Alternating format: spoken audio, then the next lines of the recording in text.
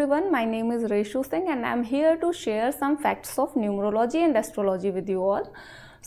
आज हम बात करने वाले हैं मंगल के बारे में कि आपकी बर्थ चार्ट में जो 12 हाउसेस होते हैं, 12 भाव होते हैं, उनमें से ऐसे कौन कौन से भाव हैं जहां पर बैठकर मंगल बहुत सारी अनलिमिटेड प्रॉपर्टी देते हैं, बहुत सक्सेस देते हैं एंड किस तरीके से हमारे लाइफ को इफेक्ट करते हैं।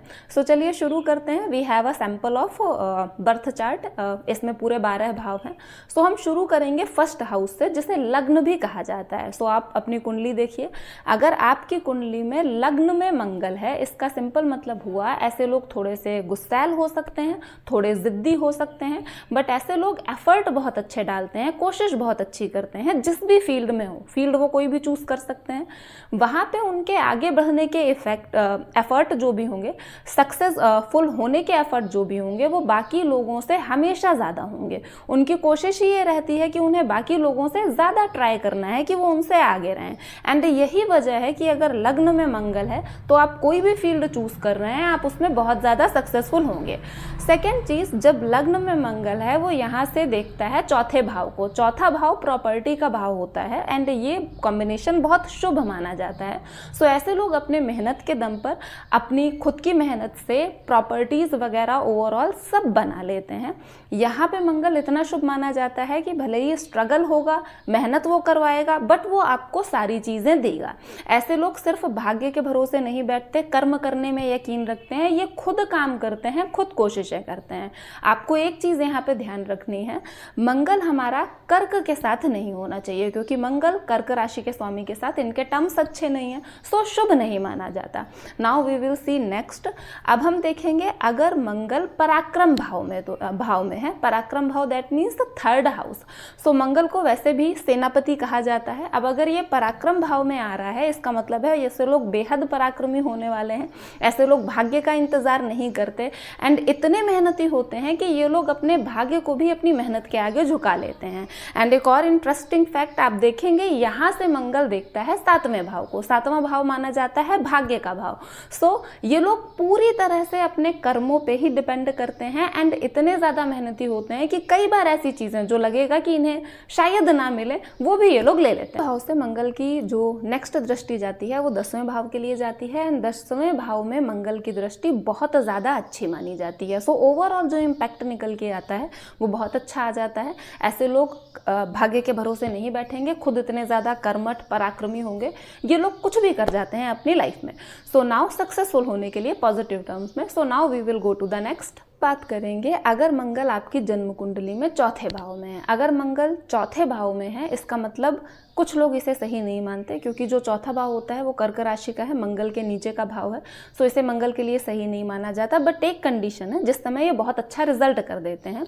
व्यवहारिक रूप से आप देखेंगे, प्रैक्टिकल होकर देखेंगे, ये चीज देखी गई है। अगर उस टाइम पर वहां पर कर्क राशि नहीं है, दैट मीन्स मंगल कर्क राशि के साथ नहीं है, किसी और राशि के साथ है एंड उस राशि के स्वामी के साथ मंगल की तत्कालीन मित्रता है, उस टाइम पे दोनों के टर्म्स अच्छे चल रहे हैं, दैट मीन्स वहां पे जिस भी व्यक्ति की कुंडली की ये बात हो रही है, ऐसे लोग बहुत ज्यादा लकी होते हैं एंड ऐसे लोग प्रॉपर्टीज बना लेते हैं। ये लोग अपने दम पे प्रॉपर्टीज बनाते हैं एंड प्रॉपर्टी हमेशा एक से ज्यादा होती हैं। लाइक जो भी सुख सुविधाएं होती हैं अपनी लाइफ की, ये सारी चीजें क्रिएट कर लेते हैं एंड एक से ज्यादा का मतलब है 2 भी हो सकती हैं, 3 भी और 20 भी। कितनी भी हो सकती हैं। यहाँ पर अगर चौथे भाव में मंगल है, एक चीज बोली जाती है कि माँ के साथ टर्म्स थोड़े से सही नहीं होते, या माँ को हेल्थ में थोड़े बहुत इशू हो जाते हैं। ऐसे नहीं होते कि वो कंट्रोल से बाहर हो, वो चीजें हो जाती हैं, बट ऐसे लोग ओवरऑल सक्सेसफुल हो जाते हैं। ये देखा गया है कि अगर चौथे भाव में मंगल है, ऐसे लोग प्रॉपर्टी वगैरह ये सारी चीजें, संपत्ति, बहुत कुछ बना लेते हैं अपनी लाइफ में। एंड ऐसा व्यक्ति जिसके चौथे भाव में मंगल है, वो इतनी चीजें सारी बना रहा है, उसे भूमि पति कहा जाता है। एंड महाभारत की अगर बात करें उसमें मंगल को भूमि पुत्र कहा गया है। दैट मीन्स मंगल ये हमारी जो प्रॉपर्टीज, अचल संपत्ति होती है, इन सब चीजों का कारक माना गया है। हम बात करने वाले हैं कुंडली के 6वें भाव के बारे में। 6वें भाव से हम बीमारी, कर्ज और दुश्मनों का विचार करते हैं। सो अगर ये यहाँ से जो भी चीज़ें हम देख रहे हैं सारी नेगेटिव हैं। अगर इस पोजीशन में, इस हाउस में कोई पापक ग्रह आकर बैठ जाता है, इसका मतलब क्या हुआ कि नेगेटिव नेगेटिव मिलके पॉजिटिव बनाने वाले हैं। जैसे हिंदी में एक कहावत है, लोहा लोहे को काटता है, सो वैसी ही चीज़ें। अगर आपके 6वें भाव में मंगल है, इसका मतलब ये है कि ऐसे लोगों के आगे दुश्मन टिक नहीं पाते, ऐसे लोग छोड़ते नहीं हैं अपने दुश्मनों को, एंड यूजुअली लोगों की हिम्मत नहीं होती इनसे दुश्मनी करने की। सो एक जो एनिमी वाला फैक्टर है, यहाँ पे ये लोग पूरी तरह से ख़त्म कर देते हैं अपने दुश्मनों को। ऐसे लोगों को बीमारियाँ नहीं होती ज़्यादातर, इनका इम्यून सिस्टम नेचुरली बहुत अच्छा होता है, एंड थोड़ी बहुत जो चोट वगैरह लग गई वो तो ये कभी माइंड ही नहीं करते। अगर इन्हें थोड़ी बहुत प्रॉब्लम है तो ये बिना दवाइयों के खुद ही रिकवर कर लेते हैं, वो चीज़ें माइंड ही नहीं करते। और अगर कुछ बड़ा भी हुआ तो वहाँ से भी ये रिकवर कर ले जाते हैं जल्दी। Now the most interesting factor, ऐसे लोगों को कर्ज बहुत सूट करता है। अगर ये लोग कर्ज लेके कोई काम शुरू करें, कुछ बिजनेस वगैरह या किसी भी तरीके का काम, तो ये हमेशा सक्सेसफुल होते हैं। कि अगर मंगल आपकी जन्म कुंडली में 9th हाउस में, 9वें भाव में है, 9वें भाव से भाग्य का विचार किया जाता है और ऐसा माना जाता है कि भाग्य भाव में अगर कोई शुभ ग्रह है, मंगल जो कि पापक ग्रह माना जाता है, तो अगर कोई शुभ ग्रह है तो बहुत अच्छा रिजल्ट देगा। लेकिन प्रैक्टिकली जो चीज़ देखी गई है वो ये कि इस भाव में शनि और मंगल बहुत अच्छा रिजल्ट करते हैं। शनि और मंगल अगर इन दोनों में से कोई भी अच्छी स्थिति में है, मजबूत स्थिति में है, yes that's a good point. हम लोग जब भी किसी ग्रह की पोजीशन की बात कर रहे होते हैं और हम ये बता रहे होते हैं कि वो वहाँ से हमें कितना पॉजिटिव रिजल्ट दे रहा होता है, तो हम हमेशा ही ये कंसीडर कर लेते हैं कि मंगल या जिस भी ग्रह की बात कर रहे हैं वो अच्छी स्थिति में है, वो पीड़ित है। 9वें भाव के लिए बोला जाता है भाग्य भाव है। सो यहाँ पर वैसे तो हर ग्रह ही बहुत अच्छा प्रभाव देता है। अगर आपके जन्म कुंडली में 9वें भाव में मंगल है, सो ऐसे लोग अपनी मेहनत के दम पर जितनी भी चीज़ें होती हैं, जितनी भी ये फिज़िकल चीज़ें हैं लाइफ को और ज़्यादा अच्छा बनाने की, वो सारी चीज़ें खुद अर्न कर लेते हैं।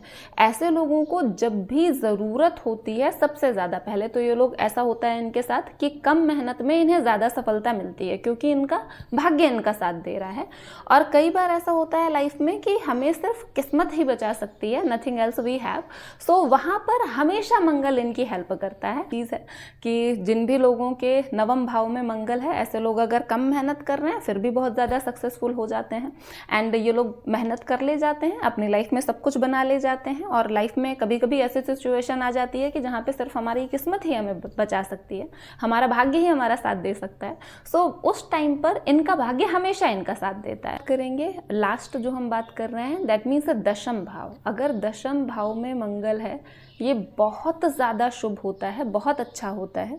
वैसे तो 10वां भाव शनि का माना जाता है, लेकिन यहाँ पर 2 ग्रह हैं जो दिशा बली हो जाते हैं, बहुत शुभ हो जाते हैं, बहुत पॉजिटिव रिजल्ट्स देते हैं, that is Mangal and Shani.